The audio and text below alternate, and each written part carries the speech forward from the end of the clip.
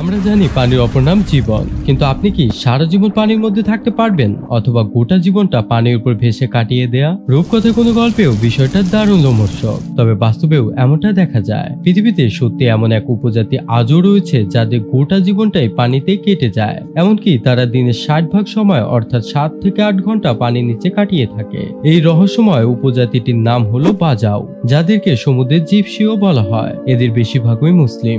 এই বাজাও উপজাতি সম্পর্কে সবচেয়ে অবাক করা তথ্য হলো এরা কোনো রকম অক্সিজেন সিলিন্ডার ছাড়াই সমুদ্রের 200 ফিট গভীরে শ্বাস বন্ধ করে 13 মিনিট পর্যন্ত ডুবে থাকতে পারে। রহস্যচক্রে এই পর্বে আজ আমরা এই বাজাও উপজাতিদের জীবনধারার নানা অজানা বিষয়গুলো সম্পর্কে আরও বিস্তারিত জানবো। আসুন এই সম্পর্কে জেনে আসা যাক।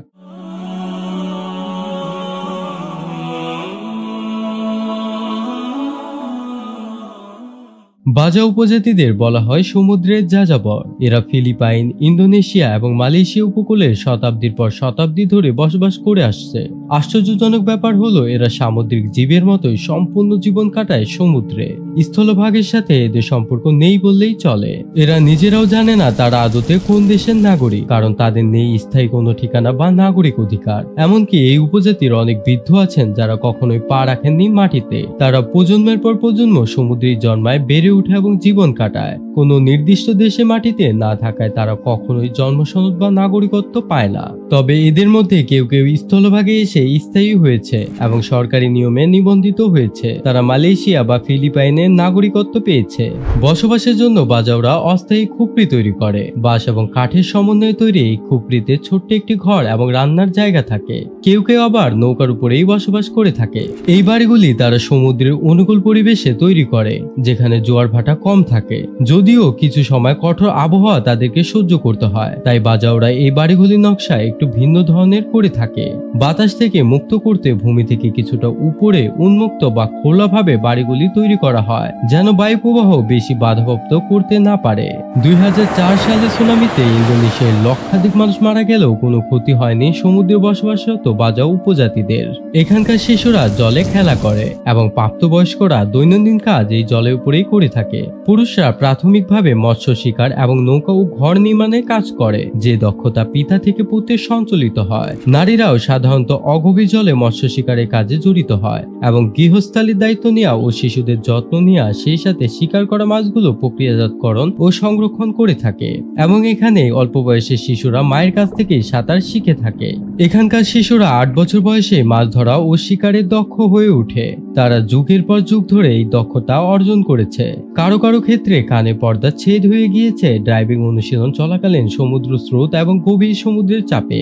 যেহেতু তাদের প্রধান জীবিকা এই সমুদ্র নির্ভর, তাই প্রতিনিয়ত তাদেরকে সমুদ্রের জলে ডুব দিতে হয়। তাদের সবচেয়ে আকর্ষণীয় অভিযানগুলির মধ্যে একটি হলো জলের নিচে দীর্ঘ সময় টিকে থাকা। তাদের শরীর এমনভাবে তৈরি হয়েছে যে তারা দীর্ঘ সময় তাদের শ্বাস ধরে রাখতে পারে। বাজাও সম্প্রদায়ের কিছু সদস্যরা 10 থেকে 13 মিনিট পর্যন্ত সমুদ্রের 200 ফিট গভীরতায় ডুব দিয়ে থাকতে পারে। এই অসাধারণ ক্ষমতাটি তাদের জেনেটিক অভিযোজন দ্বারা সম্ভব হয়েছে। বিভিন্ন গবেষণায় দেখা গিয়েছে এদের শরীরে প্লীহা সাধারণ মানুষের তুলনায় 50% বড়, যার ফলে তারা শরীরে অতিরিক্ত অক্সিজেন সঞ্চয় করতে পারে। এছাড়াও পানির নিচে এদের হার্টবিটও স্বাভাবিকের চেয়ে ধীর হয়ে যায়, ফলে এদের শরীর কম অক্সিজেন খরচ করে। আরেকটি অবিশ্বাস্য ব্যাপার হলো এরা পানির নিচে পরিষ্কার দেখতে পায়। ছোটবেলা থেকে বাজাও শিশুরা গভীর সমুদ্রে সাঁতার কাটা ও শিকারে মেতে উঠে, ফলে তাদের চোখ এবং দৃষ্টিশক্তিও এইভাবে অভিযোজিত হয়ে যায়। বাজাও জনগোষ্ঠী মাছ শিকারের জন্য ব্যবহার করে নিজেদের তৈরি করা কাঠের বন্দুক, যার সাহায্যে তারা নানা ধরনের মাছ, স্কুইড এবং অক্টোপাস শিকার করে। এই শিকারই তাদের প্রধান খাদ্য এবং জীবিকার উৎস। তারা 200-এরও বেশি প্রজাতি মাছ শিকার করে থাকে। জীবিকা নির্বাহের জন্য বাজাওরা শুধু মাছ ধরা নয়, মুক্তা সংগ্রহ এবং শৈবাল আহরণের উপরও নির্ভর করে। বাজাও সম্প্রদায়ের বিবাহ প্রথা তাদের সাংস্কৃতিক ঐতিহ্যে একটি গুরুত্বপূর্ণ অংশ, যা বিভিন্ন আচার অনুষ্ঠান ও সামাজিক রীতিনীতিতে পরিপূর্ণ। তাদের বিবাহ প্রথার সবচেয়ে উল্লেখযোগ্য দিকগুলির মধ্যে একটি হলো প্রথাগতভাবে বিস্তৃত বাজাও কোর্টশিপ প্রক্রিয়া। যে কোর্টশিপ প্রক্রিয়ার মধ্যে আচার এবং বিনিময়ের একটি প্রথাকে বজায় রাখা হয়। এই প্রথা অনুযায়ী কারুশিল্প এবং নৌকা তৈরিতে দক্ষ যুবকদের হবু স্ত্রীকে নিজে হাতে তৈরি একটি উপহার দিতে হয়, যা পরিবারের জন্য একটি পুরুষের দক্ষতা এবং যত্ন নেওয়ার ক্ষমতাকে প্রদর্শন করে। ধর্মীয়ভাবে এখানকার বেশিরভাগ মানুষ মুসলিম হলেও এখানে স্থানীয় আচার অনুষ্ঠানও প্রচলিত। যেমন অনেকের কাছে সমুদ্র তাদের জীবনদাতা এবং আধ্যাত্মিক সত্তা উভয় রূপে বিবেচিত হয়। সমুদ্রের আত্মাকে সন্তুষ্ট করার জন্য তারা বিভিন্ন আচার অনুষ্ঠান করে থাকে। তাদের এসব করার প্রধান উদ্দেশ্য হলো সমুদ্রের বুকে ভালোভাবে বসবাস করা, প্রচুর মাছ পাওয়া এবং সমুদ্রের যে কোনো বিপদ থেকে রক্ষা পাওয়া। তবে আধুনিক সভ্যতার চাপ আজ বাজারদের জীবনধারাকে হুমকির মুখে ফেলেছে। সমুদ্র দূষণ, আধুনিক জীবনের প্রলোভন এবং নৌকা নিষিদ্ধ করার মতো নানা বাধা তাদের প্রাচীন ঐতিহ্যকে বিপন্ন করে তুলছে।